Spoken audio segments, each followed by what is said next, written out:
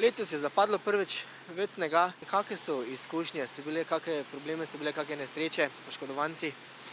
Torej, tako kot vsako leto smo tudi letos ugotavljali povečano število prometnih nesreč.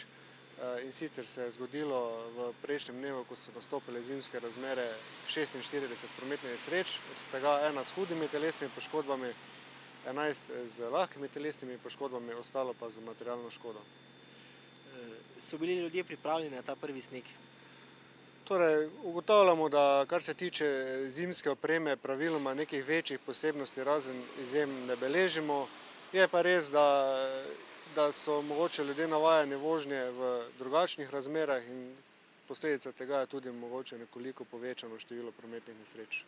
Mogoče kakšen nasvet voznikom, kaj bi bilo pametno, da ne bi bilo nekih presenečenj večjih, nekih nesreč, smrtnih žrtev, bog ne daj? Torej, vsekakor kot prvo, da ko gredo na pot, da se pravočasno odpravijo, očistijo vozilo, tako da bodo imeli normalno vidljivost, da ne bo sneg ali kakšen led padal z vozila.